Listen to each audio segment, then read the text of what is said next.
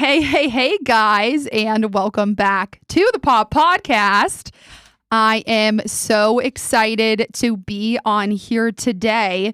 In this episode, we always have conversation before, but I am super excited to have him on. He is friends with Ryan, who was on last week's episode.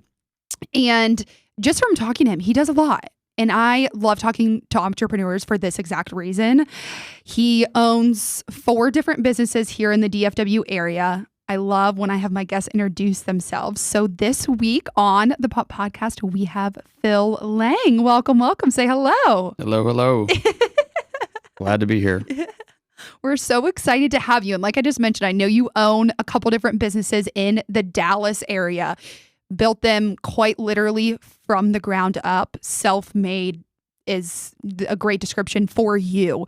We're going to start kind of from the beginning, but I want you to introduce yourself. Tell the audience who you are. Yeah. So grew up here in Dallas, Texas. I started out at a small private school where I met Ryan. We've been friends since kindergarten. And so went there 1st through 6th grade, and then got transitioned over to DISD, to Franklin Middle School, and then went on to Hillcrest High School, and then to Texas Tech. And so I started my first business in the 6th grade, and it was a lawn mowing business with 2 partners, one of which left shortly after we started it, and it ended up being 2 of us.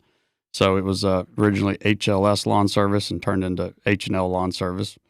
So we mowed yards after school on the weekends, and did this all the way through college. So every summer, the exception of one summer of an internship at a bank, I did the landscape deal.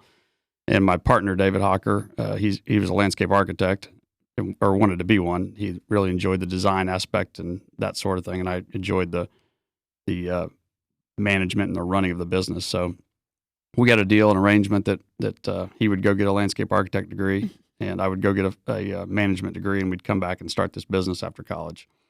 So I got a little bit through college and started hanging out in a fraternity, and had a good friend at the time that was a finance major. And he said, the money's so much better than the finance side, and it'll help you with what you're doing. And so I agreed to switch majors. So I switched over to finance, ended up graduating with a finance degree. We had this whole plan concocted that I was going to come back and start this business. And I got an offer from Bank of America for $55,000 a year in Dallas to go do banking. So, at the time I was thinking, gosh, I probably ought to go do this. And my parents were both staring at me saying, you better go do that and not start a mowing business. So I came back and did the banking deal. And that lasted, I guess, for Bank of America, maybe 9 or 10 months. And then I got transitioned to their investment banking group. So I went and got a Series 7, a Series 63, and they upped my pay to $110,000 a year. And so I was doing that path. And I guess 2 years and 7 months in, after many reorgs at the bank, I decided I'd had enough of getting moved around to different positions. So I told my parents, I said, I'm going to leave the bank, and I'm going to go start a landscape company. And of course they fell out of their chair. My dad said, you're absolutely crazy. We've taught you better than this. You're making more money than I did raising 4 kids. And so I said, well, that's what I'm doing. I'm not going to stay around. I don't like the bank. And so I went out and had $20,000 that I had saved up from the bank, a paid for truck, and luckily no student debt from college. My parents covered that. So had a decent leg up on the deal. So I went out and did the first job for my ex-boss at the bank. He hired me to re-landscape his yard, and I did 1 day's worth of work. And when I finished, I got home that night and couldn't get out of bed the next morning. I was so sore. I hurt so bad, and from shoveling dirt all day long. So it took me a couple of days to get back out of bed. And then I went and hired a day laborer and 2 day laborers and then 3, and then a full-time guy. And so I grew it from myself with one job all the way up. And so, the landscape for me was a path that I knew.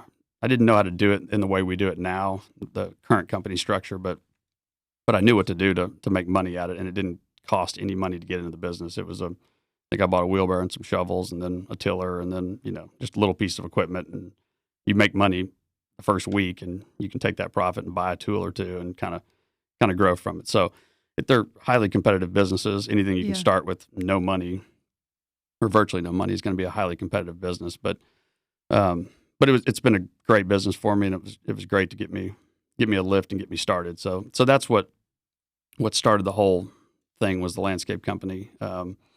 And from there, I started the real estate company next. So I was 2 years into the landscape company, and I was renting a shop from a guy, Scott Miller.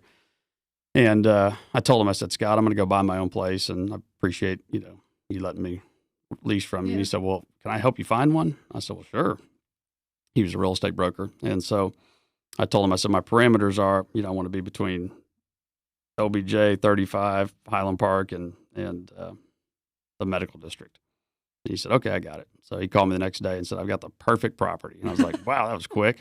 So A little too fast, probably. I was like, this is amazing. So he said, let's go look at it. So he said, get in the car. So I got in the car and we started driving, and we just immediately left the area where I was talking about. And 10 minutes later, we ended up in West Dallas, down there on West Commerce. And I said, Scott, this is nothing what I told you I wanted. He said, oh, you got to see it. It's a great building. So we went inside, and there was an artist living in the building, and he quit paying his rent, so they had kicked him out. But he had pets in there. So we walked in the deal, and there's no lights in this warehouse, and there's stuff everywhere. I've never seen so much stuff in my life. He would just collect old trash and make art objects out of it. And he had, a boat hanging from the ceiling and that kind of stuff. So we walked through there, and I'm, stumbling through there, walking around stuff, and there's just really nasty stuff. And Scott said, now this is the best part. And he took his flashlight and he said, look at your pant legs. And he shined it on my legs, and there's about 10,000 fleas bouncing off my legs. I was like, oh, Scott. I was like, I'm out of here. So I hit it out there and hightailed it and get to the door and go outside. And he chases me out there, and he's like, this is great. And I said, how much do they want for this thing? And he said, $69,000. I said, well, it does sound like a good deal. And so I said, how about this? How about I put up the money, you do all the work, and we'll be 50-50 partners on it. He said, deal. So that was the first building I bought with him, 50-50 partners. And a little side note, I still own that building, and it's, I think I had it appraised when I got a loan on it. It was appraised at $450,000. It's been leased from the day we bought it all the way till now to the same tenants that have been in there. So, and there's still fleas, I'm assuming. She's got all the fleas out, the new lady, but it's clean now. Yeah. So that was, my first foray into the real estate was that deal. And I watched, how it worked. We got a loan on it, and it worked out great. So, from there, Scott brought me another building that didn't work again. We partnered on it. Then I brought him one we partnered on, and we did 5 deals together before, I started going out on my own and buying other buildings. I bought my first shop for the landscape company after 5 deals with him. So I moved over there, moved out of his building. I bought him out of the buildings subsequently, and I just went on to continue to buy more and more and more real estate. So every year I've kind of evolved the real estate career, and it started out buying smaller buildings, and now we're buying bigger buildings. And in fact, Scott just sold me this year. He sold me 3 different deals this year that he's just brokered to me. And one of them is a deal we've been working on for 13 years. I've been trying to buy it from these people, and finally got it done. So that was how the real estate career kind of morphed, and was out of a necessity for the landscape company needing a shop, and me thinking that it would be better to own something than to keep renting. So, and I think we kind of touched on this a little bit before we started the podcast, but you started the landscaping company, and you were going back a little bit with $20,000 and a mower. For people out there listening, I think it's crazy when you're listening to someone like you who's had so much success, but just seeing the trickle effect and how you just build. You took what you had at the time and those resources to create something that then trickled into real estate. That was your passion. For people out there listening that are wanting to get started in their own business, taking resources that they currently have, and you touched on this previously, of that's why I started this business, was because those are the resources that I had. So again, for people out there listening, what are some tips or pieces of advice that you would give them when they're wanting to go out and starting? I know this was a question that we kind of touched on, or that I was thinking of, is do you encourage people to go out there and start with the things that they have? Or is there, taking out debt or taking out loans? Do you have kind of an opinion on going into business and starting that way? Yeah. So I think it really all depends on your risk tolerance and your personality. And so I think I've got great friends that buy real estate, and they buy huge pieces of real estate, and they spend, hundreds of millions of dollars, and they use big private equity money. And there's nothing wrong with that. They're doing equally as well as I am doing smaller deals, using my own money most of the time. But so I think it really just depends on what your skill set is too. Some people, I'm a business builder. I can build, any service business I can build. I know how to do it. I could be a plumbing company, HVAC, computer repair, just anything like that. I could start a company and build it. I know how to do it, and I understand it.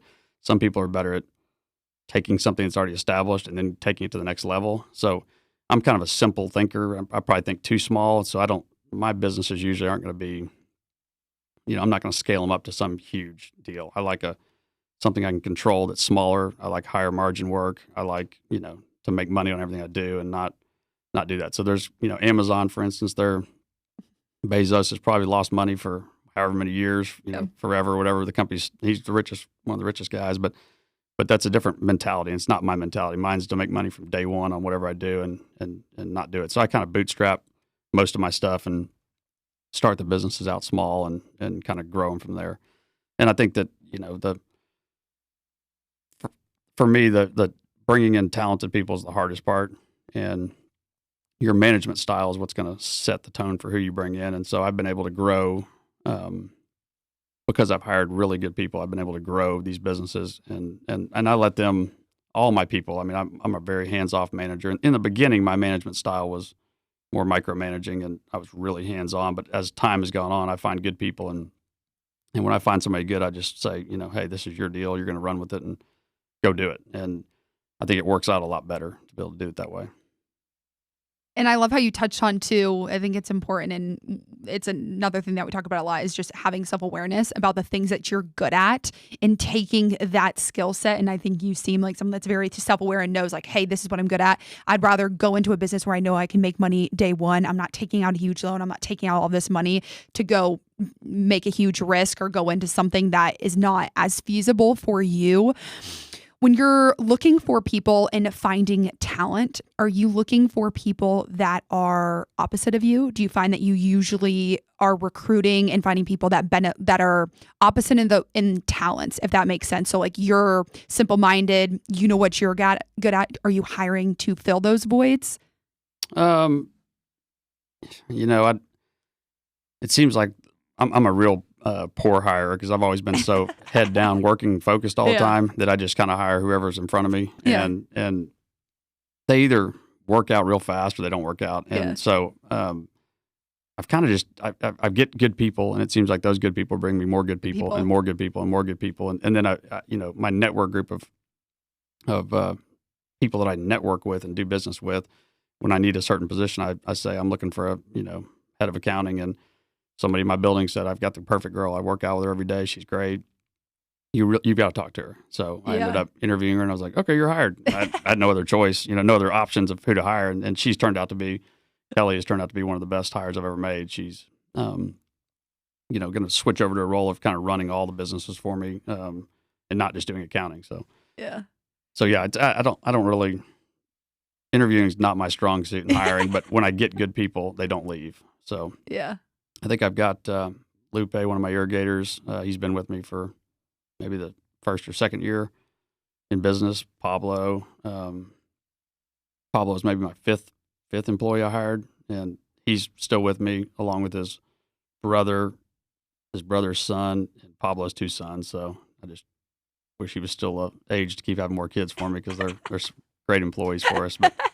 But so that's really how we get them, is all word of mouth. People just come over and they're looking for a good environment. So I run I'm not a hands-on guy. I try to run it where, everybody is their own boss. And I tell them, if you want to go take off Friday afternoon at noon because your friend's in town, don't tell me about it. Just go do it. Just make sure your stuff's taken care of and go do it. And I think that's how I operate. And I may stay up, Sunday night, all night long to make up for the Thursday and Friday I was gone doing something. But so I'm always working, and I just try to prioritize and get it done. And that's what I want my people to be able to do. Yeah. And so you taking your landscape business, you saw you wanted to own your own property. That's when you got into the real estate business. I know that is one of your passions, and you've grown and done a nursery growing your own plants. So you're finding needs in the already business and just expanding from there. Touch a little bit more about how you just grew. What was the word you used? Vertically? Yeah. So I vertically integrate all my businesses. So the nursery I bought from a friend of mine. He had a small nursery in East Texas, and he was having troubles with it and was ready to get rid of it. And so I purchased it from him and came in there, and I saw a need. We're buying plants from California to Florida, having a hard time getting full truckloads and getting the product here and the quality and all that. So I decided, I'm going to just vertically integrate. So start my own growing operation. So that's what we did. So now we grow plants that are hard to find, that have better margins, things like that. And it's been a huge help for our landscape company. And we also sell to all of our competitors, buy from us, and local nurseries and things like that. So now it's gotten to the point where if we don't get a job, we usually sell the plants to the people that get the job. So somehow my handprints on most of the jobs we work on, one way or another, it's there. So yeah, no, and then the roofing. I also have a roofing company. Yeah. So the roofing company and the construction company kind of was born out of the necessity to remodel all my buildings I was buying, and so I already had the ability to be able to do construction and manage people and do all that. So it just kind of made sense to vertically integrate and do our own construction, so we can do it for a whole lot less than subbing out every single piece to other people. So we do all our own, almost everything except for plumbing, electrical, and HVAC and storefront glass. We do all of it in-house now. So I have a whole bunch of guys that we do, and they do it all.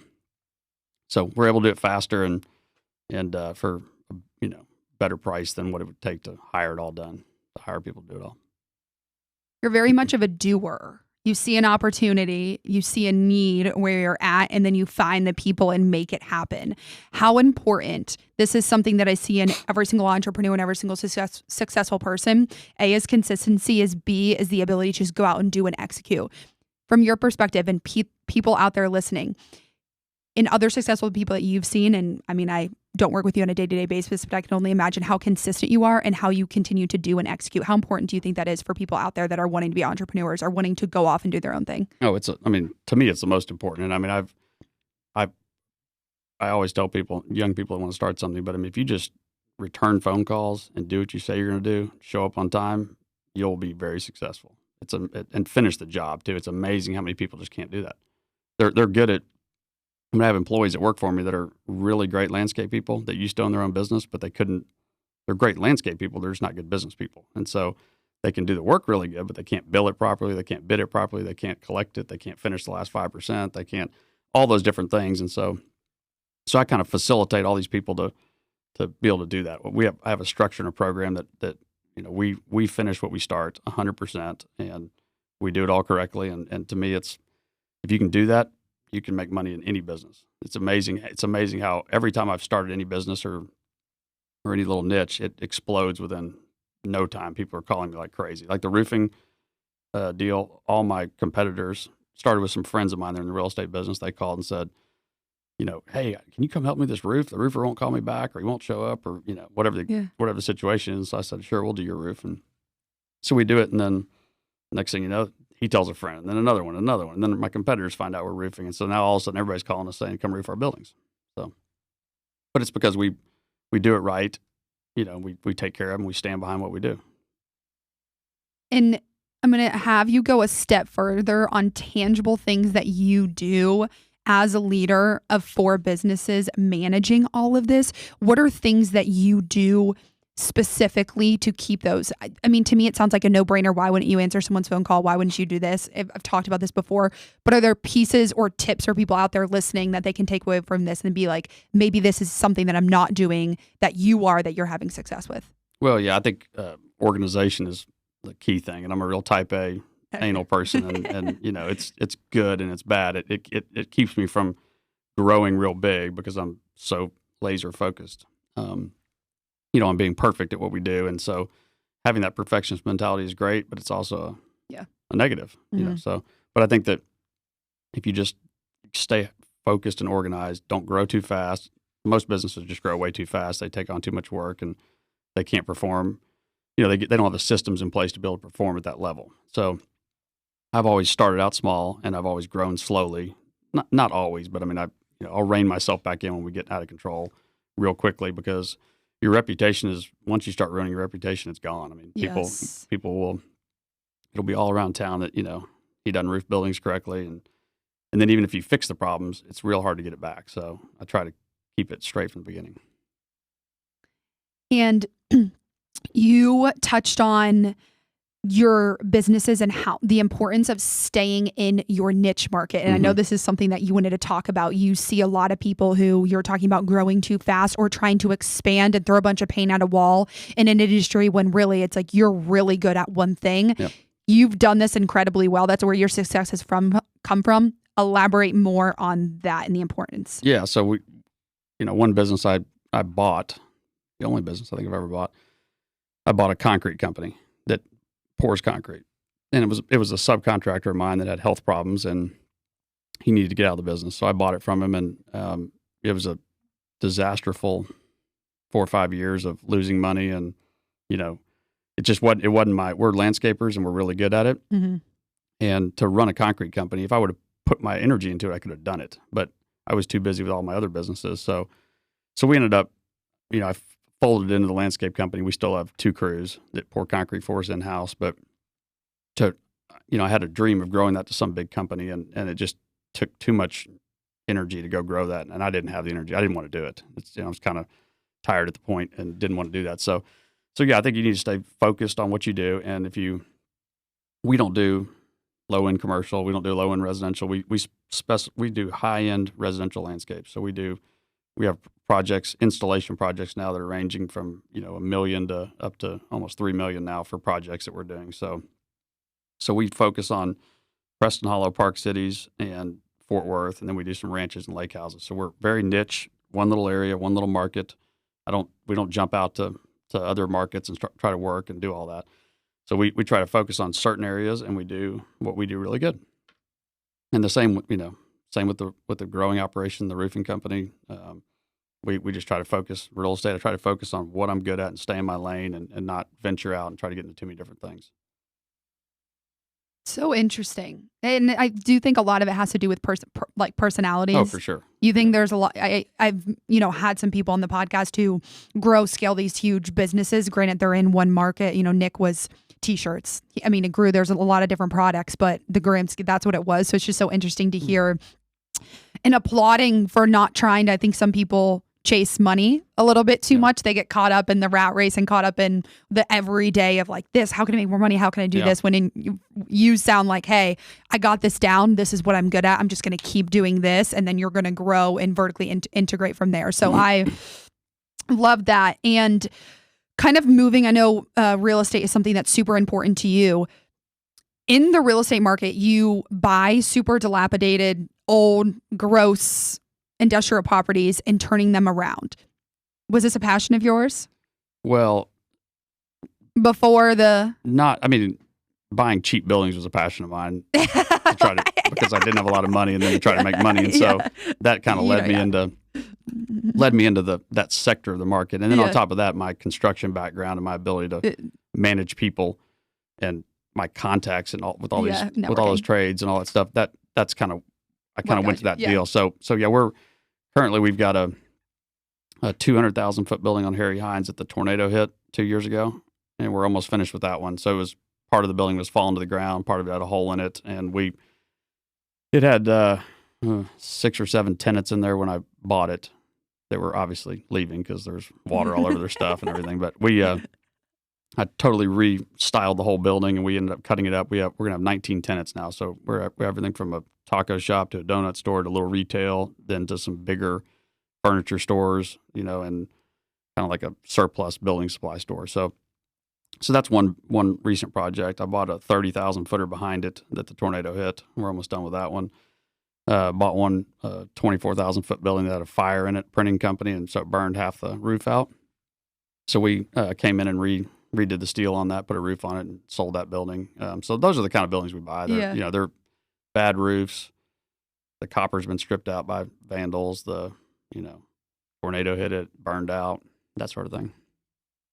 So that's kind of the niche of buildings. Real estate. And it's exhausting. We make a lot of money doing it, but it's a hard set of real estate. I watch my buddies go out and just buy already leased buildings and put 200 million of them together and sell them for 300 million. And I'm like, oh, that was easy, And so, and they've got obviously their issues too. There's no free lunch, but mine is just, I've kind of gravitated towards that. So now all the brokers bring me these kind of deals. They all know what I buy, and they know I'll close them, and they know I'll take care of them. And so I've kind of built a reputation that, they know if I'm on it, I'm going to close it and get it done. And so they bring me deals. And I have a license, real estate license, but I'll take fees on deals that I can, but most deals, all the brokers know that I'm not going to get in their pocket. I'm going to give them a full fee on it and get a deal done. So. And while we're on the real estate market, the real estate has been crazy in Dallas. I think with everyone from California, everyone moving, I think there's a lot of things. And this was a question that I've had for you. How have you seen the market over obviously the last few years? Do you think that this is something that's going to continue as someone that's in it buying these buildings? Do you think the demand is always going to be as high? Is it always going to be a buyer's market, or kind of where do you think the trajectory is going to go for people out there listening? And for myself personally. Well, yeah. So great question. Wish I really knew the answer, but I'll give you my opinion. Yeah. I thought the market was overheated 5 years ago, and it's gone from there. It's gone from there just to levels that I never thought were possible. So we're seeing buildings traded at $150 a foot that were maybe $60 a foot 5 years ago, and so they've gone from probably $120 to $150 in the last 4 months. And it's just I don't know how it could keep going, but I'm very bullish on the Texas Sunbelt markets, DFW in particular. That's where I play, but I think that we have a lot of room to run. But I do think we've hit a spike, so I think there's going to be a correction at some point. But I think long term it's going to be good. Yeah, no, it is so interesting. It's how different all the markets are. I mean, you've seen everything increase. I mean, my parents are in South Carolina. You've seen houses go for 150 over asking. People are paying cash. Like, I think it's definitely inflated in a lot of areas, but I've just always been, not always, but the last, year and a half, especially, like, where is it going to go? Is it going to crash? I have other friends that are in real estate that are sitting on money right now. Just, do I invest it? What do I do? I know there's a lot of uncertainty. So I think it's interesting just to get a second opinion. Yeah. I'm continually buying right now. Yeah. But I'm plugged into a network and a market where I'm seeing deals before they ever hit the market. A lot of times we're finding off market deals out of our office. We're in a little different situation than buying a fully marketed deal that has gotten pumped up. But we're having to pay over asking price. In fact, I just bought a place for myself, personal place, and it came on the market. I knew it was a kind of a one of a kind for what it was, and so I ended up paying $55,000 over what they were asking, 7 days to close, no inspection period, $30,000 non-refundable day one. And I knew I wanted it, and so I knew that's what I had to do to get it done. If I didn't do that, I'd end up in a bidding war with 5 other people, and somebody would probably sneak it out. So that was my way to do it, and I've done it on many commercial properties. And the realtor that represented me, Mark Kane, a friend of mine, he told me, he's like, if you didn't do that, you may not have gotten it done. And he said it's nice to work with people that know when they need to step up and get it done. And that's what you have to do right now. Yeah. That's the way the market is today. You really have to, if you want it, you better go after it hard to get it done. Jeez. I like the term bullish. Yeah. I like that. Very passionate. I know we haven't touched on this, but you had a mentor, and I know we're kind of taking it back to the beginning and how you got into real estate. I have a mentor that has completely, I would not be who I am today without him. Talk about the importance and how much that person had helped you. And I know you are very passionate about networking and about having a mentor when you're young, especially for those out there listening. Yeah. So,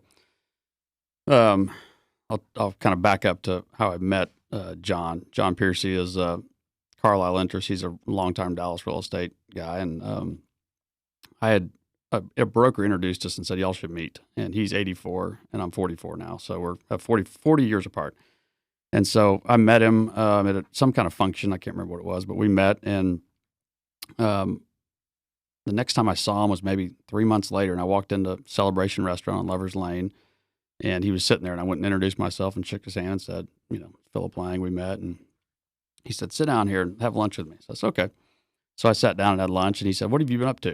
And I said, well, I just got out of the hospital. I had a foot of my colon cut out. I had diverticulitis for 4 years straight. And I said, they, did the surgery and all that. And he said, well, I'm going to mail you a book and you're going to read it cover to cover, the whole thing. I said, okay, I'll do it. What's the book? The China Study. Okay. So it's about eating a vegan diet. And so my diet pre-surgery consisted of, bacon, egg, and cheese taquito in the morning with a big Dr. Pepper, cheeseburger and fries for lunch and a steak for dinner. And that was kind of my diet. A bunch of alcohol to wash it down, no working out, not enough sleep, and a huge amount of stress. And that was kind of my, from 22 to whatever that would have been, 35 or 36 years old, that was kind of my life. And it was a path of, ruining relationships and it was not a sustainable path long term, to continue down that road. And so that was my big wake up call that I need to change what I was doing. I was like, I'm going to die if I keep doing this. So I read his book and it really resonated at the time, obviously, because I'd just gotten done with that. And so we would go up there and we started having lunch. I'd go up there and eat a vegetable plate, trying to eat better. And so he'd be there every day. And so we would sit down and talk and eat. I'll just do it every single day.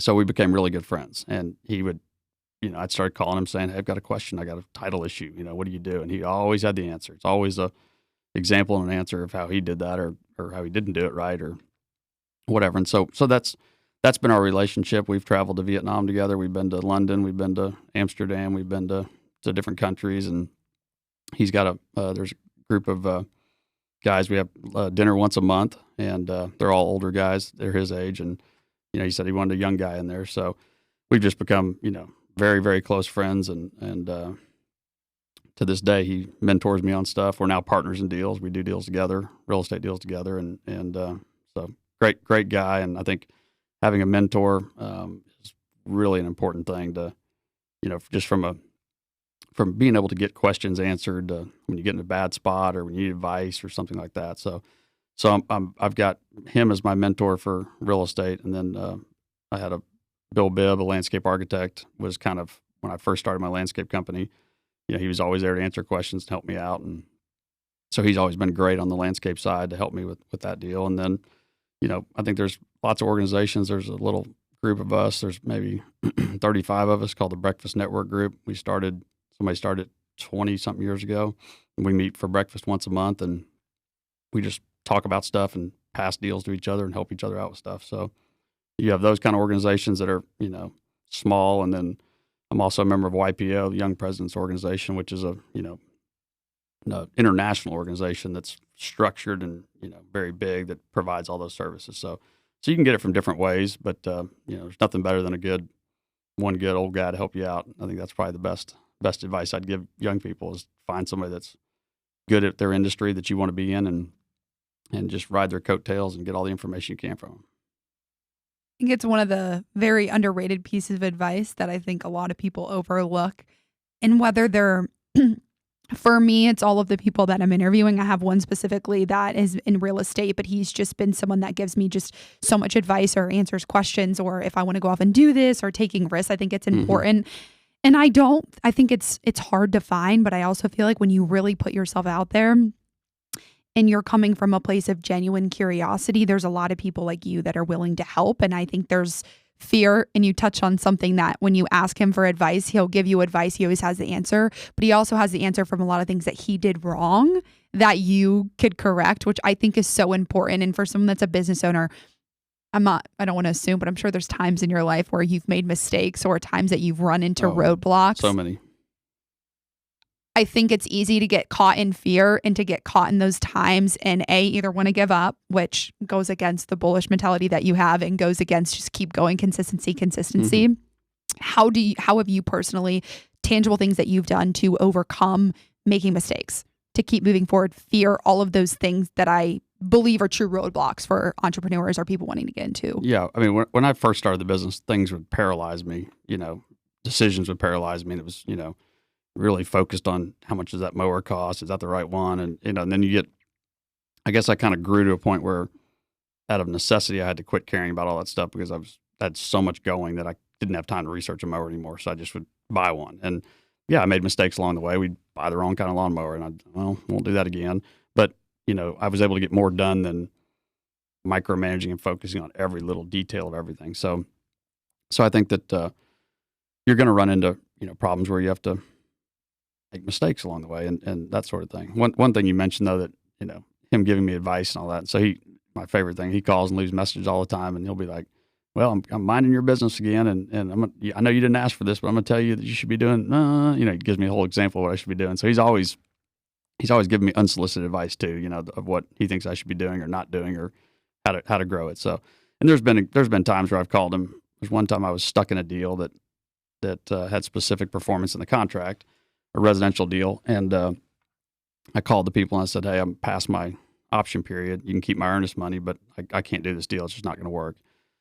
And the broker was like, that's not an option. You're going to buy it. We're going to sue you and make you buy it. And so I called him. This is like on a Saturday night. I called him and John, he's like, send me the contract. So I sent him the contract and he called back and he's like, the seller didn't give you the seller disclosure and they didn't initial this page here and they left an I off on here and they didn't cross that T here. And he's like, these are all ways we can get you out of this deal. And I've got my title company in Dallas and my attorney working on it right now, and just went on and on and on. And so it gave me a lot of relief to be, because he'd seen all this and done all this. And he gave me the example when he got stuck like this and, how he got out of it. And so I ended up getting out of the deal. It cost me $20,000 or something, but it was a good lesson for me. And, you got to pay attention to the details too. I tell my people all the time, the details you got to pay attention to them because they'll get you if you don't.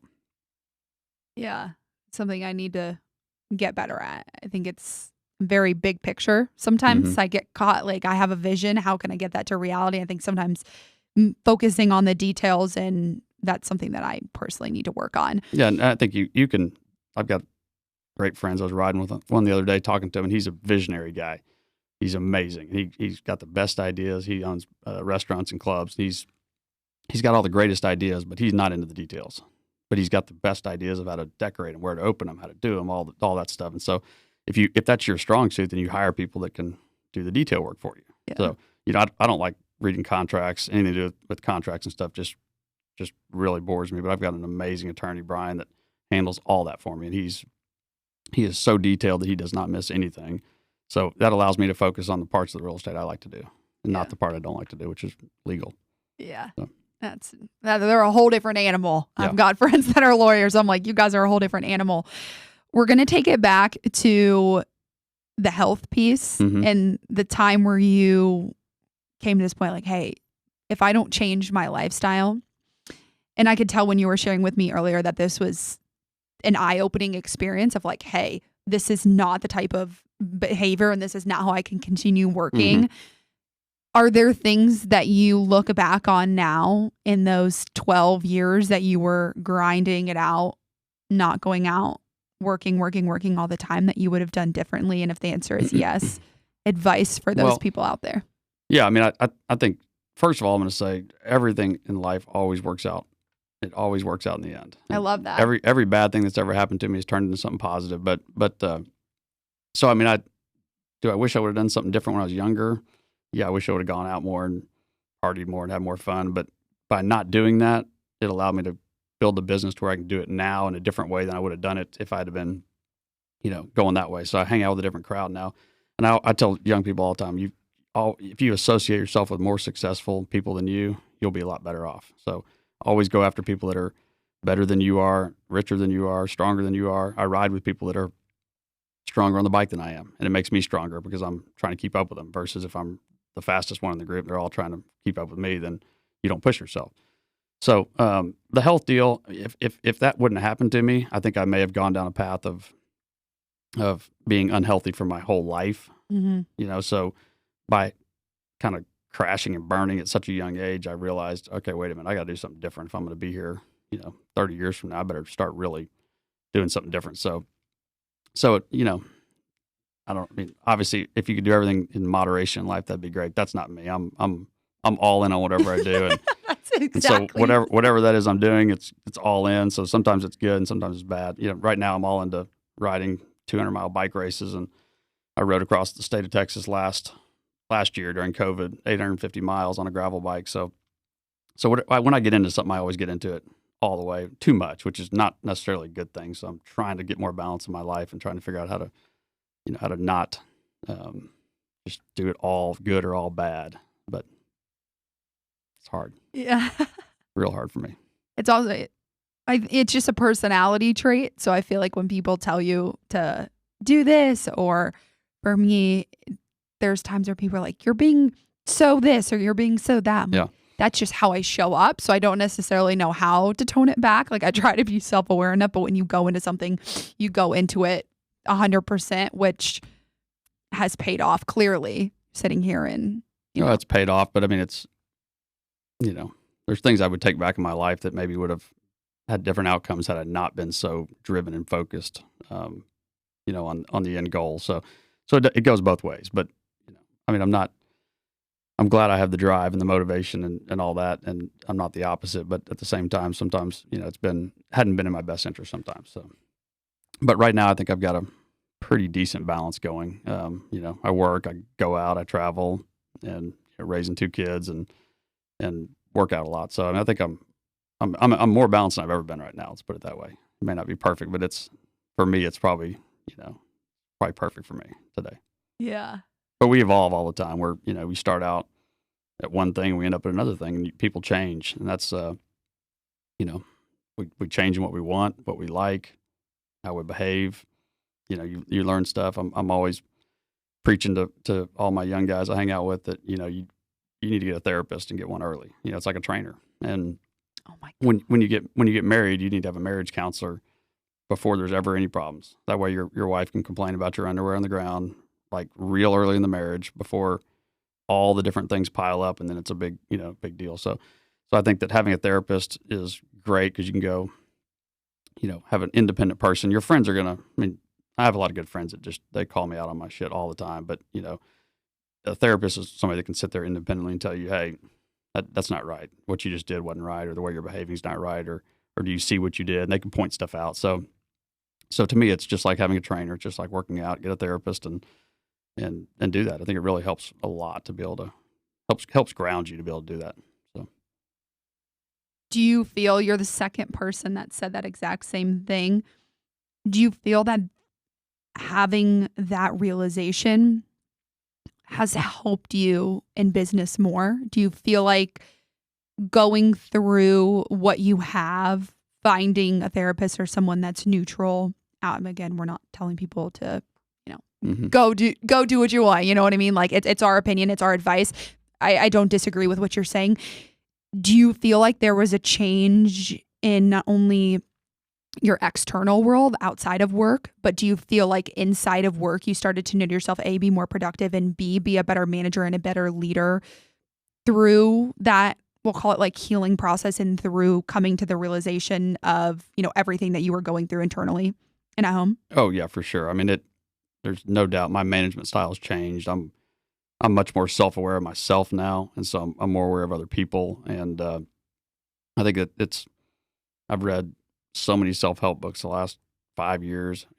All Brene Brown's books, and so oh my gosh, which ones? I've read all 5 of them. My therapist, Dare to Lead? I've read every one of them, and so that's they're great books, and she's amazing, and love her. And there's a lot of other books that I've read that I think are really good, So, I think just the more you can learn, the more you can read, the better off you are. And it all helps you in the end. It all helps you be a better leader, more empathetic to people, to their situations, to their stuff. And you learn different styles and different personalities and that sort of thing. So, I'm a big fan of self-help and therapy and working out, all the stuff like that. Working out is at the core of everything that I do. And people ask me all the time, A, how do you have so much energy? And B, how do you stay so disciplined? And my answer every time is that hour of my day is how and why I am the way that I am. pre-working out, pre-health, what has been the difference for you? What are a few things that you've noticed within yourself and growing multiple businesses and leading a team that eating healthy, working out, all of those have done for you? Well, so when I was backing up to when I was not healthy, I spent 4 years. I remember going home at 3 in the afternoon, laying in bed. I felt like I had the flu. Just my body was so weak because I had an infection in my colon, the diverticulitis. So I would go to work for a little while, and I was probably hitting 30 or 40% of my capacity when I was there, and then I would come home and lay down in the bed and just curl up in a ball and lay there till the next morning. And so I was sometimes if you do too much, you think you're getting more done, but really you're not getting more done. You're getting way less done than if you were to go work out and stuff. And so I've used the excuse a million times, and I hear people all the time, I don't have time to work out. I'm too busy. I got to be at the office. I've got 2 kids. I've got a wife. And we all use excuses for all that stuff. But that 1 hour of working out can totally alter your entire day, your energy level, what you get done, your mood, your temper, all that kind of stuff is totally different. When I don't work out, have a shorter temper, probably not as nice to be around. When I go work out, I'm a lot happier. So I think it's really important to do that. And so I went from making excuses about working out. I wouldn't travel. Every time my buddies would call and say, we're going dove hunting, I'd say, oh, I'd love to go, but I've got to work. I've got this job coming up, this bid due, whatever my excuse was at the time, which there was obviously something to do, 7 days a week for the rest of my life if I wanted to. But so, I used to use all those excuses, and, now my new deal now is when somebody says, do you want to go somewhere? The answer is yes. And, I'll figure out later how to catch up or do whatever. It's just yes. I mean, you want to go fishing? Yes. You want, whatever it is. I'm kind of back to my whole manic, thing. I'm just but I'm back then I didn't do anything. Now I'm like trying to do everything, so I got to find the balance in the middle. There's a balance there, and I'll get to that balance as life goes on. And I think I'm getting closer to a middle ground and all that, but you got to prioritize what's important. And if you don't prioritize that, it's like saving money. If you just spend everything you get every month and you never save, then you're never going to save anything. And you can always have an excuse every month that, I had to buy this or I hadn't needed that. But you got to pay yourself first, which is saving, and then you can move on to the other stuff. So, but relationships are so important. I think having friends, people to talk to, people to laugh with, all that stuff makes you more productive, happier, better person. Yeah. It's so interesting too to think. I think there's a lot of people out there. I'm like gathering my thoughts just because I feel like you've said so many things that I'm just like, that it hits the nail on the head. But a lot of people out there make excuses and reasons why. It all kind of wraps into one of why they can't do certain things, when in reality, I think it boils down to just quite literally not wanting to do it, or I think not having enough time, or whatever it is. It's either lack of discipline. I think a lot of times it's fear, like, what would happen if I did this, or it's something that you're not used to. Mm-hmm. I just think we always are finding ways to come up with excuses and to get out of things maybe that we're not familiar with. I'm trying to think. I had a question. Now I just lost it. Yeah. I mean, I think we can edit this out. I think we're always going to, the human nature is always to try to take the easiest path. I think for a lot of people, including myself. I mean, I'm the first one that wants to, take the shortcut if I can and take the easier path. But as I've gotten older, I've learned that, doing hard things is what, really builds you. And so 2 years ago or 3 years ago, whenever I started training for these bike races, to ride with Ryan to the lake and around and back was like a big deal for me. It was 30 miles, and it was, I was worn out, tired when I was done, and Ryan would, ride in front of me and all that stuff. And it was no problem for him. And so then, fast forward to finishing the Dirty Kansas, June of this year, it was 207 miles on the gravel in Kansas with 12,000 foot of elevation. It took me 17 hours and 17 minutes to do it. So I got up at whatever that was, 5:30 in the morning, and rode a bike all the way till 11:30 at night, and, stopped 4 or 5 times to get some more food and drink, and that sort of thing, kept riding. But getting done with that, it made me realize that I can do anything. And before, I didn't think I could do anything. Before, I thought that Confidence, yeah. I couldn't, that I couldn't do more than 50 miles or whatever it is. And so I've got buddies that I ride with now. They're all, I'm trying to get them to these big 100-mile races with me and 200-mile races. And they're all like, oh, it's too much. It's too far, And I'm like, you can do it. And so now it's almost like it's like a drug to me now to go do these things. I'm like, man, I want the next challenge and the next challenge. And because, once you realize that, it mentally I've changed so much. Now I'm not worried about things I used to be worried about because I know I can do it. We're talking about hard work. We're talking about doing hard things, building up confidence, all of these type of things that, wrap into the success and everything that you've had.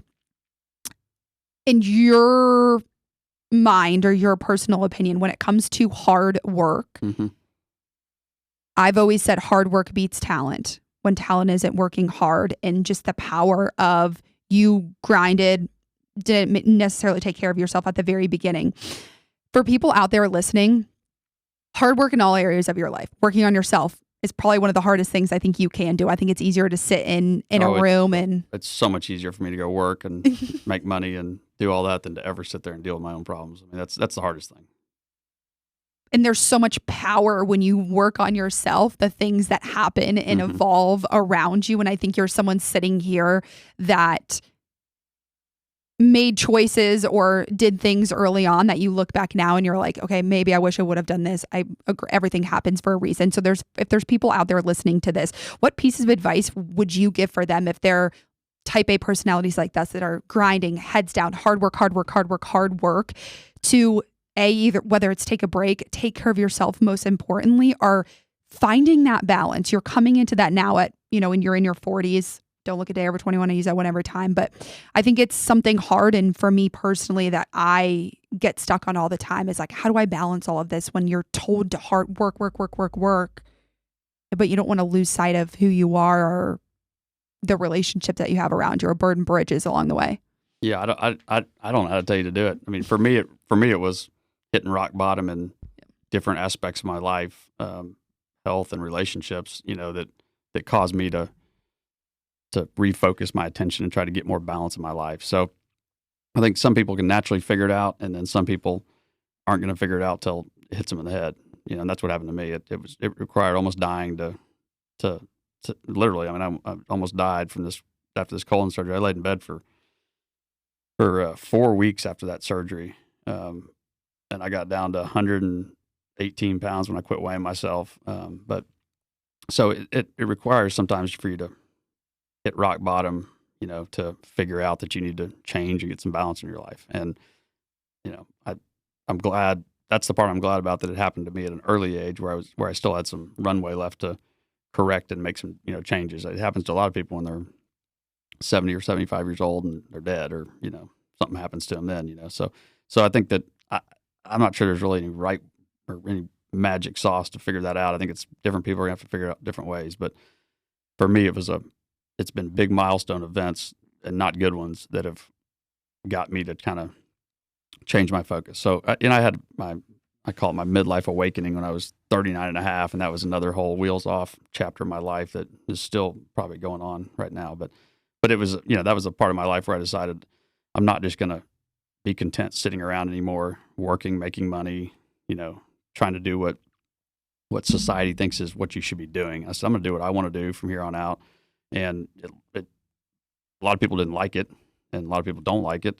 But it's what I want to do. And I'm going to hang out with the people I want to hang out with. I'm going to travel if I want to travel. I'm going to, work hard if I want to work hard. I'm going to bicycle. I'm going to do what it is I want to do. And I'm trying to be, my personality is not naturally like this, but I'm trying to be more unapologetic about doing it. But, I've got a personality that cares about everybody's feelings, and I'm always, worried about what people think of me and that sort of thing. And so that's not, a good thing to have. And so that's another thing. I've always been very, very competitive. And so I've also tried to get rid of the focus on who's making more money, who has a better business, who's got a hotter wife, who's got, whose kid star in football and, whatever. And so I've tried to get away from, focusing on other people's stuff and just worry about me and what I'm doing. And if I'm happy, then that's all that matters. And so it's something that I have to continue to push myself back in the lane over and over and over again. I've got a great friend, Houston Harris, and I call him all the time. We talk 2 or 3 times a week, and it's one of the main topics we talk about is, I'm always, why does so-and-so have that money? Why'd they do that deal? How'd they get, that was so easy. They didn't work hard for that. They didn't do this. And what's the point of that? It just, all it does is, it's just toxic to yourself and toxic to the person you're talking to and that sort of thing. So that's been a real hard challenge of mine. That stems from my competitive nature and my, wanting to do well and make things right. And so when I see other people, just walk out there aimlessly and, crush some big deal, I'm like, that's not fair. I've been working my whole life and they just go out there and just bam, it happens overnight. But that's life and that doesn't matter. The other thing you see that I've figured out is, people are, just because they have a rosy life on Instagram or whatever, doesn't mean that they're really that happy of a person. So having the money, I really want my own plane one day. And, but really I wanted, it started out just wanting like my own car or whatever. And every time you get to that next thing, it's like, oh, now I need a plane. And once you get a plane, then it's like, that guy's got a bigger plane. I need a bigger plane. Mine doesn't go across the ocean. It's only a, United States plane. And so, but when you really get down and start knowing these people, which I have some close friends that have a lot of money, and when you get to know them better, you realize that their shit stinks just as bad as yours does, and they have just as many problems, sometimes a lot more problems than you do. So money doesn't really, it's not going to make you happier. It does afford. It allows you to do things that will make you happy if you allow it to, but it can also make you miserable and ruin you if you focus too much on doing that. So Ryan's my favorite example because he's so great at it. He's content with where he is. He's content with what he has all the time. And he's not, he doesn't need to go prove anything. He doesn't need to go buy a bigger ranch or do whatever. He's happy with exactly what he's got and living his life. And so I've always admired that, for him. And I've told him that many times, that I just admire that he can do that. My personality is one that's just always looking for, if I've got a ranch, I want a bigger ranch. And I got a bigger ranch, I want 2 ranches. It's just always looking for something more to, and what you're doing, I think, is just trying to fill a void, obviously, of something that's not right with yourself. So you're trying to fill that void by going out and doing that. And, I kind of have always had a little chip on my shoulder. I went to public schools, went to Texas Tech. I didn't do the fancy route, didn't graduate from Harvard and do all that stuff. So I've always kind of had a little chip on my shoulder that I need to prove to people that I can, succeed and do it. And, that's not really that necessary. I should prove by now that I can do it, and I know I can. So it's another one of those things that's really hard when people tell you that, though, because when you're competitive in nature and you're always trying to outdo yourself or outdo the past, I just think it's in your DNA. And I've talked about this on previous episodes, and Nick touched on the same thing. He's always like, I don't compete with other people, which I thought was really interesting. With that, as much as he's like, I just try to compete with myself, and I'm always trying to outdo myself and outdo myself and outdo myself. But he kind of said the same thing as you, of like, it's not always the healthiest thing, because you're going to get to that place and then you're like, what's more? And I find myself even doing that with the podcast. Like, I get to the downloads that I want, I'm like, okay, more. Like you always have this more mindset. And I don't know if it's something that it will ever change. I think it's just something that's in our person. I think it's in your DNA. It's your competitive nature. And I think it's a great thing to have if you can moderate it. Then it's really special. But if you let it get out of control, then you spend your whole life doing that. And what you go to somebody's funeral and they just died and they've got $1 billion. If you stop to think about it, we're all going to die one day. And if your whole life is spent trying to make more money and do this and do that, what's really the point in the end? Dying with a bunch of money is really worthless. So I've always dreamed that I could, enjoy my life and die, with I use my runway analogy, but I don't want to overshoot the runway and have a ton of money when I die, and I don't want to undershoot it and be broke and that kind of thing. I just want to somehow hit it and taxi right to the terminal and get out and be done. So I don't know. It's never going to work like that. I'm going to end up with way more than I need. And I'm big at giving back. I think that's been for me a big deal. I think when we had our landscape business, we took all the girls and guys from St. Michael's, and we went and fed the Austin Street shelter kids down there, so our homeless people. So we put together $500 from our mowing money, and we went and bought all the food, and then all the kids went down there and fed them. So that's giving back has always been a big deal to me. That's something my parents instilled in me from a young age, and something that's always, been important to me is giving back. I think it's really important to share what you have if you have it, and help other people out that need help. So kind of gives you more purpose. Not kind of. I think it gives it a does sense. give you more purpose. Yeah, it gives you a sense of. I've always thought about that. Like once you get to a certain level, how can you give back to those people around you? I know for me, that's what it stemmed from. It's like I want to have money to have security, but I also want to be in a place where I can pay for a friend's food, or if someone comes to me and they need money, like I'm at that place where I can give to other people and I can create a community around me where I can support them or whatever it is. That's always kind of been my why of like why I keep why I keep going, why I keep building, why I keep doing all of the things. So it's good to. Well, it makes you feel good. Yeah. It makes you feel good to do that. So We're talking I about guess happiness. Yeah. last year, I decided starting January 1, I'd give $100 to somebody every week. So that was the, waiter, the waitress, the door person, whoever it was that I ran, came in contact with. And so I kept a list of all of them, and it was really a fun deal. And I got the kids involved in it, and it was just fun to there was a guy sweeping the parking lot at a Whataburger, and we gave him $100. Said, thanks for cleaning this trash up. We really appreciate you keeping us looking good. And, I got served dinner, on a holiday or whatever, and gave him $100. Thanks for working, Thanksgiving and being here to help service. So it was a kind of a fun way it kind of kept, for me, every week I was looking for somebody. It made me start looking for the good in people and looking for somebody that was, deserving of that little gesture, and doing it. So, and then John, my mentor, he caught on to it and he loved it. So he started doing it. He started giving out $100 every week to somebody.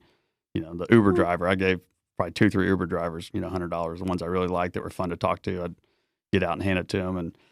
And I gave it to several people that, were like, no, I can't take it, and tried to give it back. And I was just, no, you're going to take it, and walked off. And so I think it's important. It helps keep you focused. And yeah, I mean, if you're going to go work real hard, you might as well enjoy the money.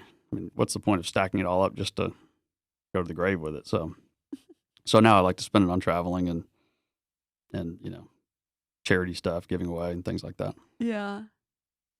And it's so, you hear all the time about these people who have built these empires and done all of this stuff, and they always say the most rewarding part is really giving back. And it's like music to your ears when you hear this type of stuff, because I think we put people like you on a pedestal. When you actually sit them down and you're sitting across them and you're asking them questions, they're just normal people like everyone else out there. And I think it's intimidating. And there's a lot of people who will be like, you just go up to everyone and introduce yourself. I'm like, yeah, because there's so many people that are willing to meet with you that you never, if you just ask, like people like you, that you can just tell that you want to help other people.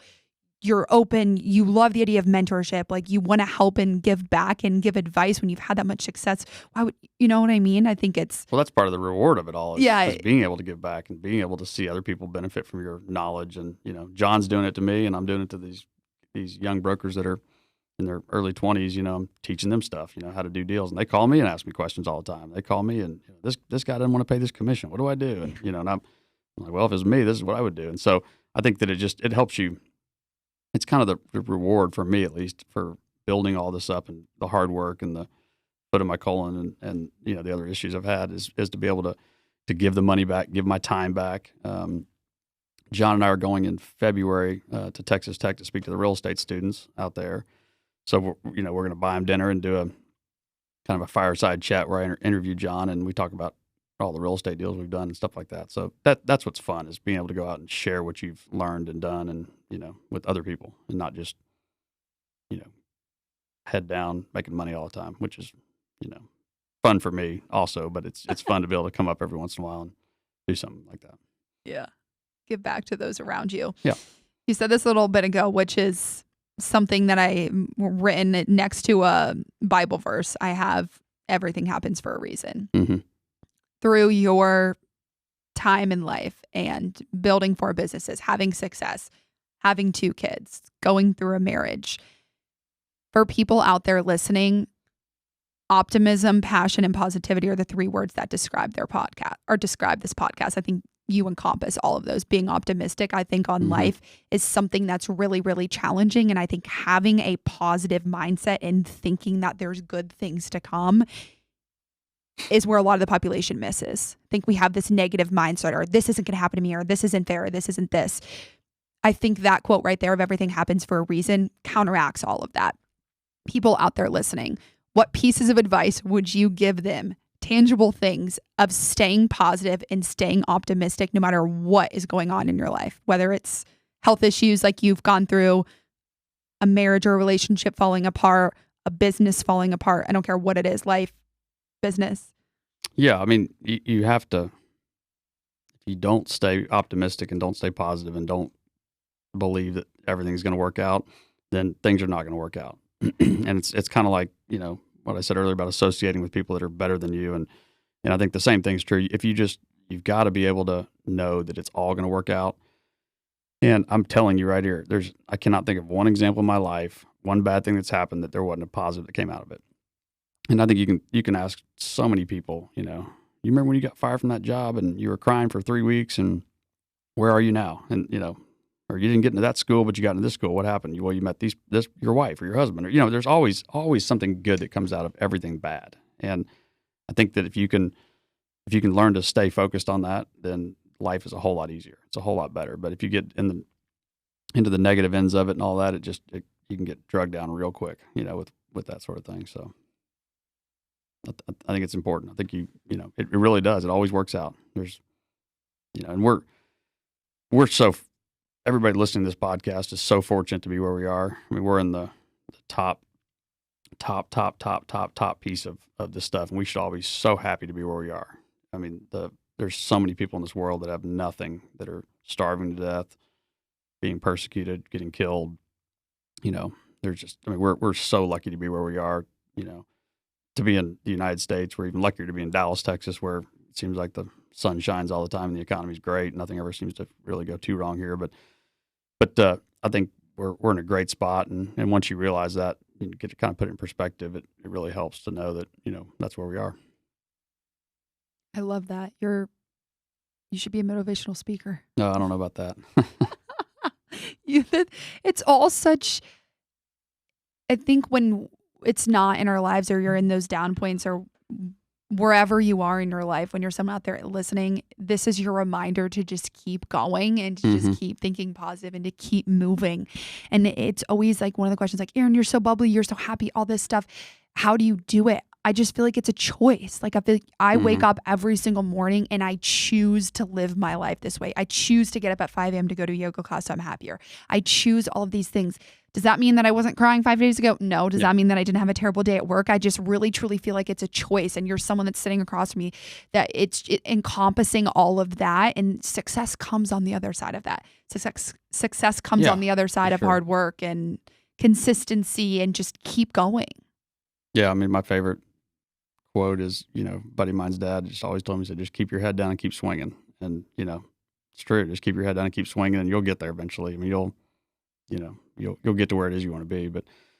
But yeah, if you wake up every morning and, you know, have bad thoughts and start the day out wrong and, you know, eat bad, and then it just kind of snowballs. So, and I've noticed in my life, when I'm, even recently after that big race, I kind of fell off and quit working out. You know, I trained so hard, and then you accomplish this goal. And so then you're kind of, I don't know, there's a hangover period of that where you're just like, I don't want to get back on a bike. I don't want to do anything. So then you quit working out. That leads to, you know, staying up a little bit later. That leads to more alcohol. That leads to eating bad. For me, it leads to more Dr. Pepper, one of my hang-ups, which I'm off of for now. But, you know, everything starts to spiral out of control, and just gets worse and worse and worse and worse. And then when I was training for that race, it was going to bed early, less alcohol, happier all the time, healthier, you know, working out. And so, you know, that wasn't sustainable. The pace I was working out, and the amount I was training, the way I was eating, and the no alcohol consumption. But then this over here is not sustainable. So you got to try to figure that middle ground, which is, you know, I'm going to work out 5 days a week, but, you know, every Saturday I'm going to go eat a big cheeseburger if I want. And, you know, I'm not going to force myself to do everything perfectly right, because that gets exhausting after a while. And then you fail at that because you're trying too much. So balance is really, for me, has been the hardest thing in life, is trying to keep that balance between, you know, the falling off the wagon and being on the wagon. It's just trying to figure out how to get on there and stay on it, and not get off in the ditch too bad. So, I think everybody's different. Some people can focus and stay in the middle, and but some of those people never have the highs and lows that I've had, that I think have shaped me and made me who I am, is having those big accomplishments and having those big crashes in my life have been really important to me, to kind of focus and keep me where I am. So Teaches you. I always say it's the lowest points in my life have always catapulted me to where I really needed to go. And if I hadn't hit that point, I would have never been where I am now. And if it wasn't for those highs, or if it wasn't for the lows, I don't think I would have appreciated the highs. I think it's easy to get to this place and have all of this success. And, for example, with me at work, it's like I'm way above plan. And I feel like even though that's where I am, it doesn't necessarily mean that you're so much happier. I mean, it puts things into perspective, but I do feel like having those low points and those times where you're like, what is happening in my life? Why is this happening? It makes you appreciate those high points so much more. And it really changes the direction of your life at times. 100%. I couldn't agree more with you. I mean, it really does. That is so accurate. So well said. I mean, it really does make it so much better when you can enjoy that. You enjoy it more when you know what it could be like. And so I think that's a great, well said.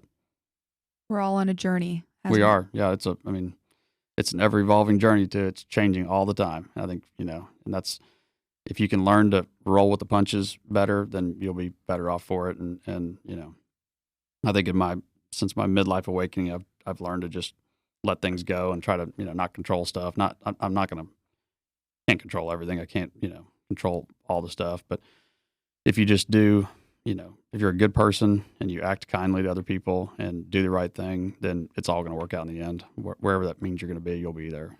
We're in a world where you don't want anybody to know where your warts are. And I think, that's who I am, and I've made mistakes, and I'll tell you the mistakes I've made, and I'm not proud of them. And, I wish I wasn't, as jealous of other people and what they have. I wish I was healthier. There's all these things that you wish you do. And so I think that is who you are. And, sometimes I want to just put on Instagram a picture of something bad that's happened to me, but probably would make people mad. I don't know. But there I am caring about other people's feelings so much that I don't want to post on Instagram a bad thing.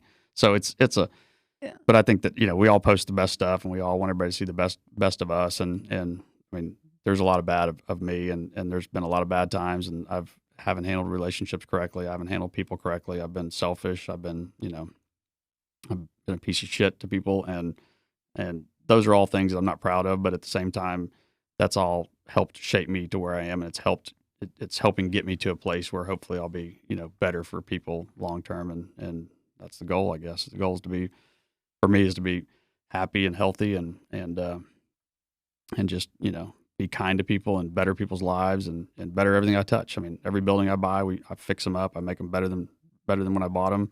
I'm not one of those guys that sits around with junky buildings and just keeps them all junky looking. I fix them all up. I clean them up. I make my landscape company better. The farm, every time I go out there, I make a list of stuff for the guys to do. They hate me, but I come out there and I'm like, mow that, do that, clean that, grade that road out there. I want everything looking perfect. So, we have some crooked rows out there that were put in before we knew exactly how the property laid. We went off one road. It's a long story. But so from the Google map photo, there's crooked tree rows, and it drives me crazy. So we've been tearing them all up and straightening them. And everybody's just like, oh my God. My people are like, what, are you kidding me? You're going to straighten these? I'm like, don't yes. work for Philip. I'm like, yes, I'm going to straighten these rows because I want it all to look good. And I think that all the employees at the farm, they all wear uniforms, and nobody goes to the farm. It's not open to the public. We just ship out of there. We do have some, clients that'll come out there, landscapers and stuff. But to me, it's, if your employees look good when they get up in the morning, if they're all uniformed and they all have matching stuff and all our equipment looks good and everything's mowed and all the trash is picked up, then your plants are going to look better that you sell. And the same thing with my landscape yard over here. I have a full-time yard guy that does nothing but sweep dirt, pick up trash, keep everything straight and organized, keep all the plants in rows. But that translates, we're trying to do the most precise, expensive, best landscapes out there. And so if my trucks look the best, my employees look the best, our yard looks the best, then the customers' yards are going to be that way. And I see the guys that have nasty yards and their trucks are all beat up, and their work product is not as good as what my work product is. So So I think it's something that you have to look the part, and if you do that, you'll have a better product in the end. All right. I have 2 more questions for you. All right. Go for them. So this last question is, as we're getting to wrap up this conversation, we've talked about a lot. We've talked about life. We've talked about business. We've talked about growing a business and everything in between. If there's pieces of advice for people out there, I'm going to be specific with you because I think you can handle it. I want to give one specific advice for people who are out there wanting to start their own business, entrepreneurial, tangible business advice, and then something more personal advice that for people out there listening, whether they're resonating with the entrepreneurial side or whether they're just listening to you because you're very inspirational. What advice will you give them, whether they're in their 20s, their 30s, or their 40s? So I guess the first piece would be just to find what you're passionate about and do it. And so I'm not passionate about landscaping, but I am passionate about running businesses and making money. So that's why I was successful at the landscape path, is because I was successful at that. So the real estate for me is kind of brings it all together, because I am passionate about real estate and passionate about the business end of it, making money. So I think if you focus on something you're really passionate at, you'll do well at it when it comes to the business, starting a business. So that would be my entrepreneurial side. And then the life one, more personal. So life advice would be, I've kind of already touched on it all, but it would be to take care of yourself, stay healthy, and, your happiness and health is going to be what sustains you and carries you long term. So that would be my advice, is to stay healthy and happy. Yeah. I like the passionate part too. And I think we'll have you back on for another episode. I think we could take that a step further, because I think there's a lot of people out there who have a passion, but they don't know how to make money off of it. Mm-hmm. And so I think there is a misconception out there of people find like, oh, I'm super passionate about snowboarding or this, but it's like, you need to find something that you're passionate about, and there's an opportunity for financial gain from that. Yeah. So my biggest passion since I was a kid has always been to be a cowboy. All I wanted to do was in college, I roped cattle and worked at the sale barn, rode horses, and that's all I've ever wanted to do, was own a big ranch and do that. But that's not, to your point, there's really no way. I wouldn't say there's no way, but I mean, ranching is not a business to make money. And you heard Ryan talk about it. I mean, running some cattle isn't really there. So your passion can't always be what drives you to make money. I mean, there are some rare exceptions of people that want to be a cowboy and somehow they make a huge living at it. But that's going to be like being the Michael Jordan of the world. That's not really going to work for most people. So I think that you have to be passionate what you want to do, but you're not always. It's not always going to be your first choice of something that's going to get you there. It's going to make it to where you make a bunch of money doing it. So I like that. And then the last and final question that I ask everyone is, what are you grateful for? Oh gosh, I mean, right now I'm just super grateful for my health and where I am today, and my success and happiness is really. I mean, but my health is really what I'm most happy about, because I was at a place where it was taken away from me, and I know what that's like, and so I'm super happy to be healthy and be at this place right now where I am, in life, in this journey, is being healthy. That's really my number one thing, because that's the thing I've had the opposite of the most. I haven't had a bunch of business failures that have caused me any problems, so all that kind of stuff has gone good. So, but I have failed really miserably in the health situation and relationships, and so I think the health right now is probably the thing that, I'm the happiest to have. I love that. I think it's when you have something taken away from you, it puts it into a perspective of it for sure does. We take it into, and I know that's what I said last week. My mom actually had a surgery that she was like unable to walk for the last 4 years. So that was something that I've just been very grateful for, is a successful surgery and a doctor that would listen to her. And she's walked for the first time in 4 years. Wow. So, that's definitely something I'm thankful for. And as always, this podcast. So thank you so much for being on. Thanks for you having were me. such a good guest. Well, thank you. We'll have you back on for a part 2 and go a little bit deeper. So thank you everyone for tuning in. And we'll talk to you next week. Thank you. Thank you.